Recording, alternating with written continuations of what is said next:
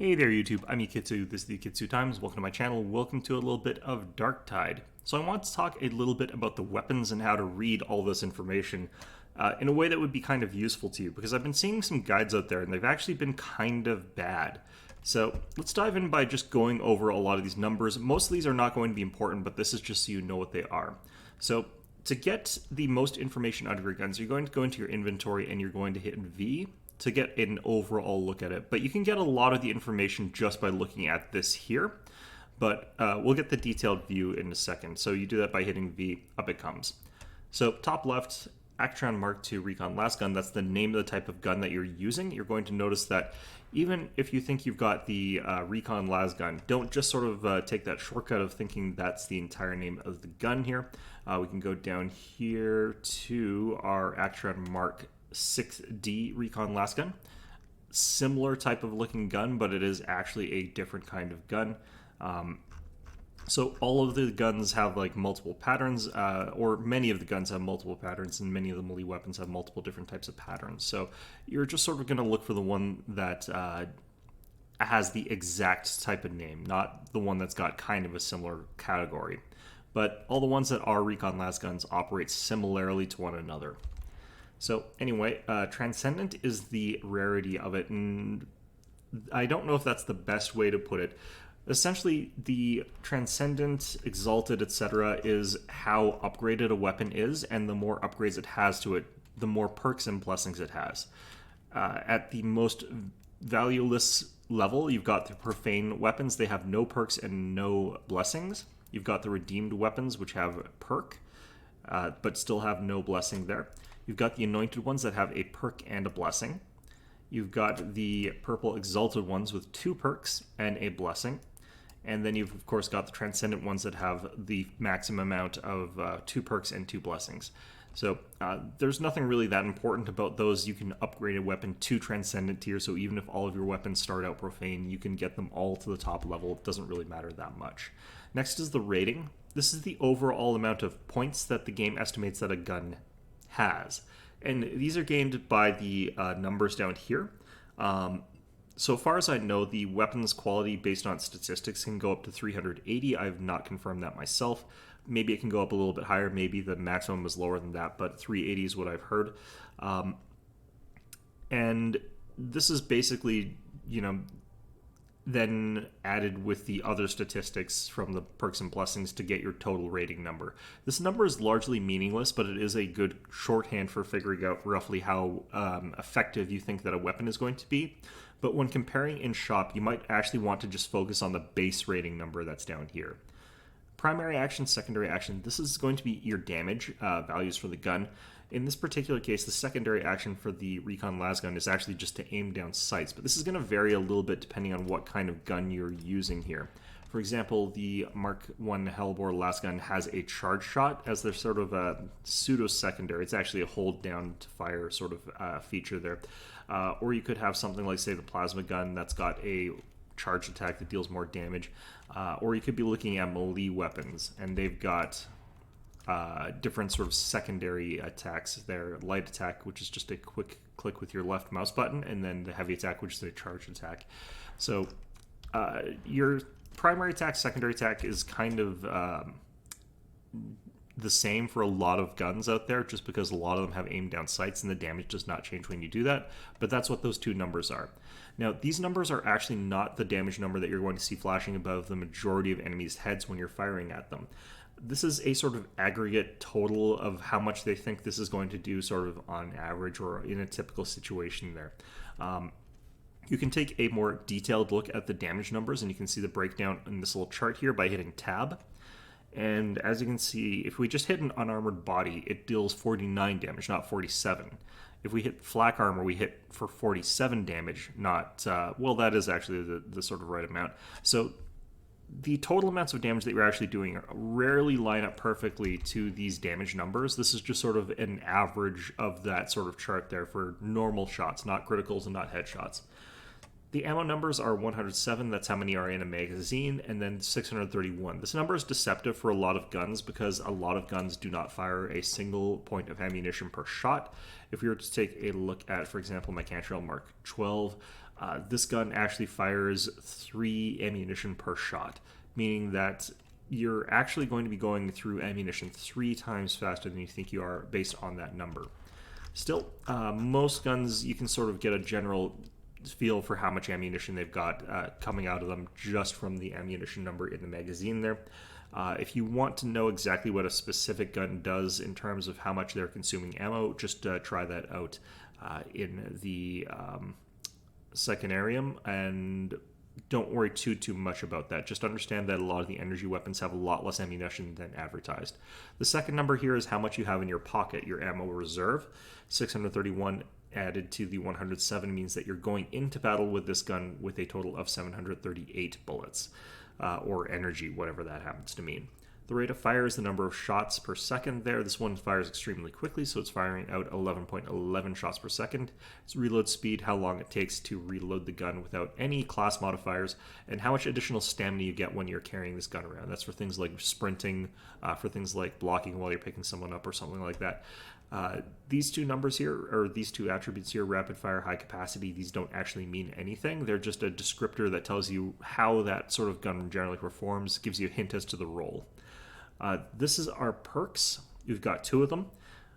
You're going to want to make sure that at least one of your perks is good if you're picking up a weapon that's capable of showing both perks, because you're allowed to swap out one perk but not the other one. Now, these things are sort of randomized. You can randomly re-roll one of them until it's something that you like. So I think that you only really need to have one good perk if you're in the shop there, and that should be fine. Typically speaking, though, in the shop you only get one perk, since Anointed is the highest level that you really get. In that instance, you do want your perk to potentially be good, because if you get a bad perk on your gun in the shop, you have to sort of gamble as to whether or not you're going to get a good one when you go to Hadron to have her upgrade it to the next tier. And if they're both bad perks, then you're only going to be able to reroll one of them. So I would consider that at least one good perk is going to be important. These are the blessings. Similarly, different weapons just randomly have different values of these. The crafting system has not been implemented for blessings, but from what people are saying, you should be able to train out both of these. But currently, the more important thing is making sure that your gun has good blessings, because you can't currently change them out at all. There are different levels of the same type of thing there. You can see that in here. It's not showing for the blessings, but that also sort of has got different levels of the same different thing there. For example, I know there's a sustained fire version that goes up to plus 15% damage on second and third shots instead of 12%. So you can get more powerful versions of the same type of blessing. And that's an important thing to keep in mind when you're looking at these. They should be upgradable later, but since that hasn't been implemented yet, and they might change their mind as to what that does, we probably want to make sure that we've got good blessings for now when we're looking at weapons and purchasing them. Down here, we've got a different group of percentage numbers. These, as far as I understand it, actually cap out at 80%. I've not seen anything that goes above 80% yet, but these things sort of indicate whether or not this particular gun has more damage than the average Actron Mark II Recon Lasgun, or if it has less. There's different sort of categories that a gun is allowed to vary in depending on what the model of gun is. So this one's got damage, mobility, stability, ammo, and collateral. And if we go down to the Columbus Mark V infantry autogun, this has the same stats until we get to here, where it has stopping power instead of collateral. So if we go through a lot of our different types of weapons here, there's going to be just randomly little things that are different. This is because different guns have different things that vary from the baseline. And figuring out a general rule is going to be a little bit tricky, because you're going to have different things for different guns to begin with. So explaining these numbers is a little bit tricky in that sort of sense there. Still, though, the one thing to note is that everyone is saying that you should be getting maximum damage, or at least that's something I'm hearing from a lot of people. I don't agree with this assessment. I think that you should be going for the correct sort of stat adjustment for your particular playstyle. And even if we're just talking about damage, we can take a look at something like the Columbus Mark V Infantry Autogun. This guy has a stat called Stopping Power. A lot of guns have this stat. This one shows what we get for our damage against flak armored opponents and other armored opponents. There are a lot of enemies that have armor that you're going to be shooting at, and you're not necessarily going to be able to easily shoot around the armor. And armor can reduce the damage that you're doing by a tremendous amount. So there are plenty of instances where actually a weapon capable of penetrating through armor and dealing a lot of stopping power is going to be better than a weapon that has a very high damage stat. There's going to be instances where you want a higher damage stat roll and a lower stopping power, and there's going to be instances where you want a lower damage and a higher stopping power. Now, obviously, if you just care about damage, you want as much damage and you want as much stopping power as possible, but that's going to come at the expense of things like ammo, stability, mobility. And these can be surprisingly important statistics depending on what you're doing. Mobility would be your ability to sort of side dodge, your ability to sprint, a lot of those sort of things, making it so that you can get out of danger more effectively and more easily. Neglecting that stat can actually leave you in a lot of trouble in a lot of instances. If you've got a very low ammo reserve that not only affects the clip size but also the ammo reserve, you could end up in a situation where you're just running out of ammunition constantly really, really fast, and that can actually be quite harmful as well. And stability might mean that you're missing a lot of your shots that you would otherwise be able to do, because this makes it so that it's a little bit harder to aim your shots effectively. Especially the sway statistic, the fact that your gun does not stay rock steady, it can cause you to miss your shots. So don't listen to the people who are saying that you need to have the highest damage statistic as possible, because you're going to find lots and lots and lots of instances where you've got a gun that's got a very high damage roll. It's just not working out as well as you would like it to, because what you actually want is a different type of statistic. The other thing that I would say that people are talking about is that this isn't so common, but I have heard people talking about higher progression guns, the ones that you earn later on in levels, as being better than the more basic guns. This is kind of true in that you're going to level up and get higher rating guns as you play the game. Once you get those really high rating guns, those are obviously going to perform better than the one that you start off with way down here.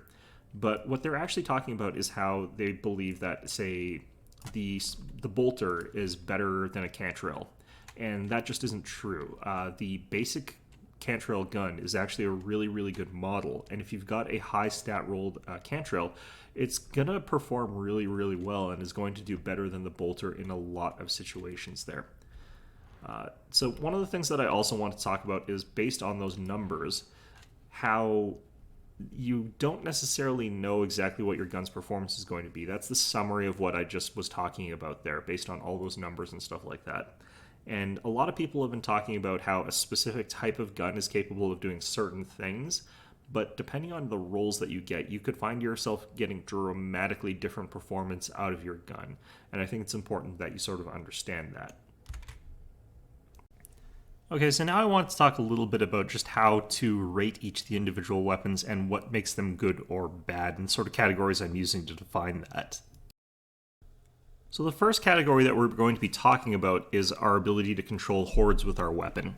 Now, hordes are a massive part of this game in that you will be fighting off huge swarms of poxwalkers and regular just infected on a fairly frequent basis. They're going to be the most numerous encounter that you have throughout the game. So having something that can deal with them to a certain extent is going to be an important part of your playstyle in general, unless you know that you can rely on the rest of your team to keep them clear of you while you deal with other sorts of targets there.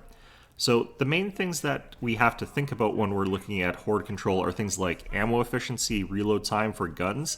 If you have a gun that deals a lot of damage and is a pretty good area of effect and such, but has a really, really long reload time, take for example the bolter, that's a gun that's not necessarily going to be great in these situations, because while you will clear away the horde from you in a brief flash of violence, you are going to run out of that ammunition in the magazine, and that very long reload time gives them plenty of time to sort of swarm over you and overwhelm you while you're trying to do that. In addition, these are generally speaking low priority targets, so if you're spending all of your limited ammunition on wiping these guys out, you're going to find that you're out of ammunition very, very quickly and very, very often. Like I said, they're the most numerous types of enemies in the game. So a very deep magazine pool, as well as a very deep sort of ammo reserve, is going to be much preferable for this type of attack. Now, obviously, if you're using a melee weapon, the reload speed is non-existent because you don't have to, and you've got an unlimited amount of ammunition with your melee weapon. You never run out of knife. So melee weapons have an intrinsic advantage over ranged weapons when we're talking about horde control and horde clearing, as well as the psychic powers being a little bit better, although they do have the downtime when you have to quench your peril, which is basically a reload type mechanic there. So what we're looking at is a situation where, generally speaking, we're going to have a better luck with the melee weapons. This isn't always the case, though. This is just a general rule. Now, the other things that we want to consider are things like our ability to sweep a large area with the weapon. This could either be because we've got a very wide cone with the attack, such as with the flame-type weapons, or if we've got a very rapid fire, we can sweep the gun across an area, or if we have a wide swing arc. Any of those things are going to make it so it's easier to clear out large hordes of enemies rather than sort of focusing our fire down a very sort of narrow area. For guns, that sort of rapid fire nature is going to be much better than a slower firing gun because we're interested not in necessarily hitting super hard, but rather we're interested in being able to take the gun, drag it across a group of enemies, and drag it sort of back and forth, taking out as many of them in an area as wide as possible. Because if we're focusing too much down a small area, we're going to get overwhelmed. Low rated fire weapons tend to be worse at this sort of role there. We still do have to deal enough damage to make sure that they fall over, but there are lots of instances where we don't have to worry as much about the damage per shot in this instance. The last thing that we want to consider is also things like stagger and suppression. Certain guns will cause enemies to sort of like cower on the ground or dive for cover. This can be a very useful tool for making sure that your opponents are not rushing towards you, giving you extra time to lay down more fire into them. I've noticed there's a lot of psyker abilities that seem to do this. The bolter also does this. And the stun of melee weapons in particular, being able to knock enemies to the floor, making it so that they're not capable of attacking us or progressing towards us, this also makes us much, much, much better off in terms of horde control. So these are the sort of things that I'm looking at when I'm discussing whether or not a weapon is good at horde clearing. So that is the first category we want to talk about. Our next category is going to be the high priority targets. This is going to be things like snipers, this is going to be things like scab bombers, this is going to be things like the scab gunners. Any of those sort of things that you need to be able to drop very quickly because they're capable of dealing a lot of damage to you and your team. Generally speaking, things that fit into this category are ranged units, and the ones that are ranged units tend to be a little bit squishier than the other types of melee elites. This is pretty well balanced, I think. Making them too tanky would be a little bit obnoxious. So generally speaking, you're not looking for necessarily the absolute highest damage weapons for this role.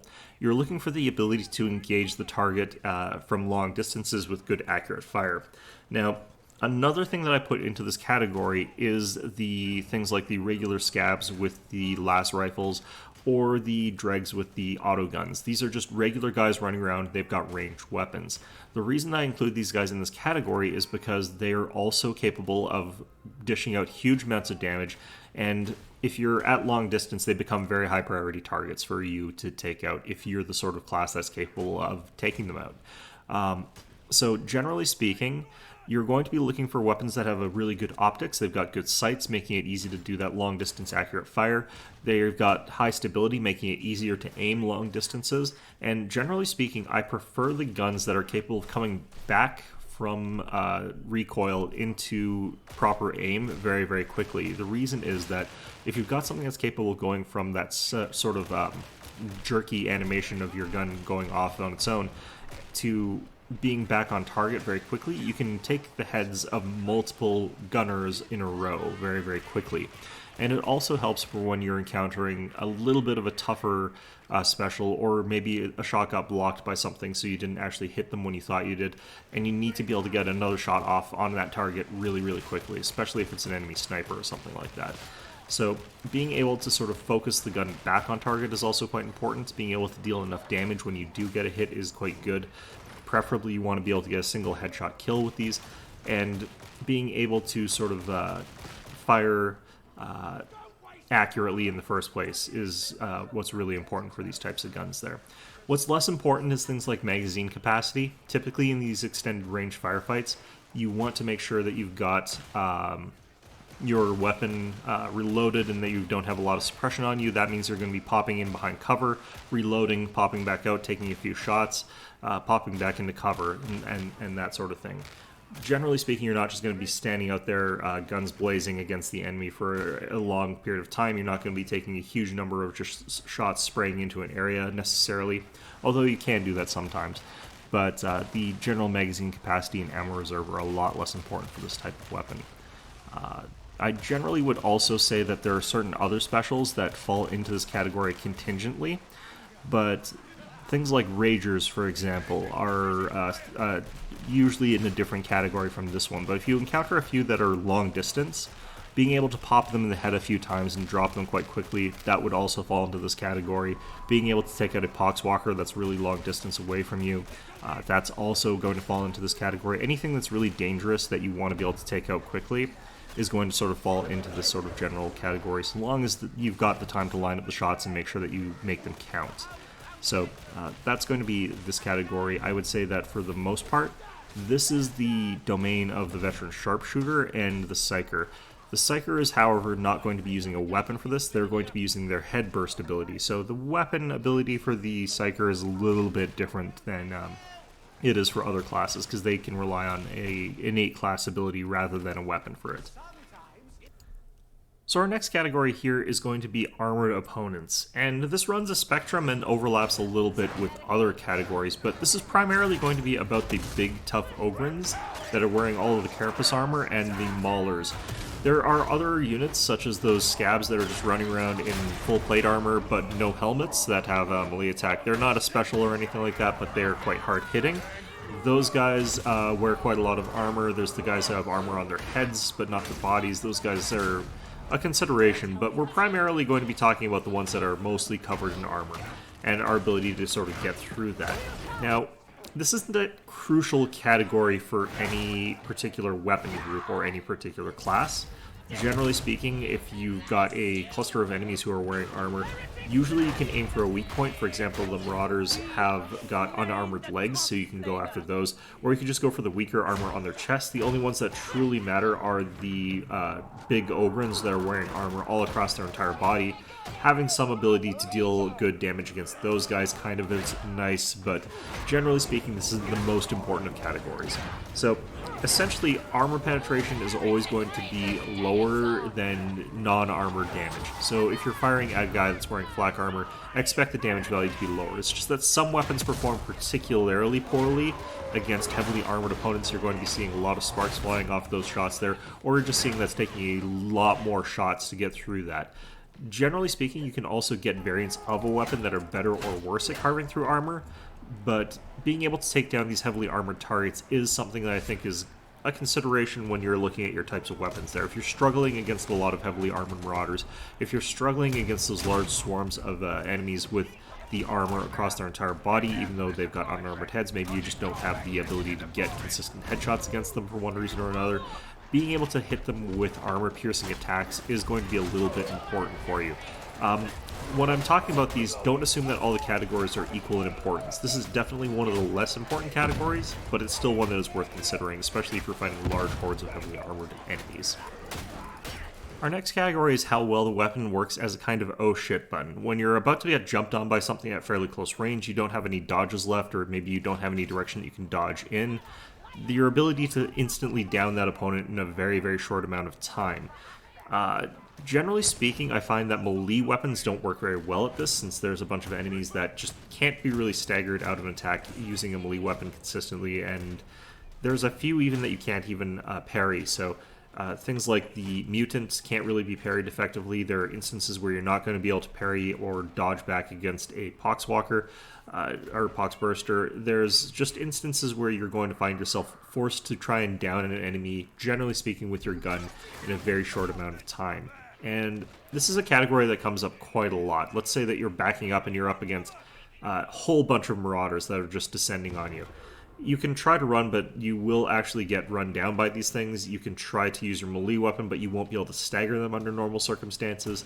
Being able to drop a couple marauders using just a spray of whatever left-click hold-down button you can manage before you switch to melee and try and take them out in a duel, That is a situation that is quite common, I find. But generally speaking, these are fairly rare but fairly meaningful situations where you just need to be able to down something very, very quickly at very close ranges. So your accuracy is not going to necessarily be the most important thing to consider here. Your damage per shot isn't really even that important. Your accuracy with the weapon, your magazine size, and your overall amount of ammo reserve, none of those are that important. All that matters is how much damage can you dump into a thing before you have to reload, and before it comes in contact with your face. Some of the weapons that are normally pretty bad in this game, like the Shredder Auto Pistol, for example, you can just whip it out really, really quickly, hold down the left mouse button at the general vicinity of the thing that is charging at you, and probably take down one or two of the things that really have you worried. It's a situation that we're looking at where you just have to spray a whole ton of ammunition into something very quickly and instantly kill it, or hit it with something so big so quickly that it just goes down guaranteed. You want something as well that's a little bit more forgiving. For example, if you've got a plasma gun, it potentially has the damage to sort of act as a no shit button. If you sort of whip it out and fire off 2 shots, that might be able to down it. But if you whiff one of those shots, you're pretty much going to be bowled over by whatever it is that's coming at you. And you certainly don't have enough time to charge and aim carefully in this sort of situations necessarily. So this is one of those ones where it can also sort of trend into the other categories. If you see a whole bunch of Marauders, but they're off in the distance, and you don't have to worry about them, then they're a high priority target. You do have to take them out. You do want to be able to use a gun that's good at taking out high priority targets to take them out. If you turn around a corner and it's in your face, you need this kind of gun rather than a high priority target gun. There are different sort of things there. But if they're kind of a medium distance, then you're going to be looking at some overlap as to whether or not a gun is better off as a high priority target gun or a no shit button gun. And one that's good at both is going to be the best in that sort of situation, in that sort of case there. One that's capable of switching between those roles. A good example of that would be the Bolter. A Bolter is capable of headshotting a couple of Marauders from a long distance. You can still take down with a couple body shots as it's getting to sort of mid-range. And if there's still a bunch of Marauders coming at you, like maybe 5 in a pack spawned together, and there's still a couple left, you can spray bullets into them from close range very effectively and down them almost guaranteed. So that's an example of that kind of weapon that does both really well. But generally speaking, we're just talking about the you turn a corner and have to kill something really, really quickly. Our last category that we're going to be talking about is a weapon's ability to drop bosses. Now, boss monsters in this game are extremely infrequent. In fact, if you're thinking that a weapon that's really good against Ogrins is going to be the kind that we use against bosses or vice versa, there's a categorical dramatic difference between how difficult it is to take out an Ogrin, and they fall in other categories, usually things like high priority target or armored target. When we're talking about bosses, we're looking at things like the Beast of Nurgle, the Plague Ogrin, the Demon Host, and the Assassination targets, and these things can soak up an exponentially greater amount of damage than any of the other types of enemies that you'll encounter. On the other hand, though, they're the least important targets that you'll encounter during a mission, so I would rarely pick a weapon based on its boss-killing abilities. Still, it's in a category of its own, and it's a thing that we want to be able to think about and understand why we're struggling during certain situations there. The ability to kill a boss is mostly dictated by our ability to dump very large amounts of consistent damage over a short period of time. We're not as concerned necessarily about the magazine size because we're going to empty our magazine multiple times and have to reload multiple times. So it's how much damage you have per magazine is important, but not necessarily how big the magazine is. We're concerned about we're not that concerned about the total amount of ammunition. We're going to probably run dry no matter what kind of gun we're using here. We're just really looking at how much damage the gun outputs over the course of a battle, over multiple reloads, and so on and so forth. There aren't very many guns, I would say, that are really specialized at this, and there are even fewer melee weapons that are really specialized to this role here. Examples of things that you would take for this would be things like the plasma gun, which are really custom tailored for dealing with these kinds of situations. Just being able to pop huge amounts of damage, make sure you get like a headshot or a back shot against the Beast of Nurgle. You're going to be able to deal a lot of burst damage with that type of weapon, and the Thunder Hammer for melee weapons. Another classical great example of a boss killer is the good old Bolter. That is an excellent gun against a lot of these types of targets. So they're just are a wide range of different types of weapons that'll work against these things. I would definitely say that this is not my priority when I'm picking a type of weapon, but it is a consideration that I have to have in mind. How badly is it going to go if I run into a beast of Nurgle? How badly do I need to avoid being in a party that's going to attack the demon host? Because if you are attacking the demon host, you could very well just find it's best to run away, not be near the demon host, and let your party get killed and hope that you can res them in the next section. So that is going to be the last category which I'm rating weapons on. So, quick summary of the information that we've gotten through here. Your weapons are going to be different types of weapons, useful for different situations. The statistics that you see here, you're going to want to take a look at those and decide whether or not they fit your personal playstyle and your personal needs. And you're going to want one good perk. You're going to want good blessings currently, although you can reroll one perk and you can potentially undo your blessings. Purchase lots of weapons. It doesn't really matter too much if you buy lots of them. You get lots and lots of ordo dockets. It's not really something you have to worry about. And don't be too worried about whether or not you get a bad weapon. That's just going to happen quite a lot. And especially when you're leveling up, you're going to fill up your roster with a lot of bad weapons. Either way, though, that's going to be the information for this video here. Hope you found this one enjoyable, and of course, as always, hope to see you guys all next time.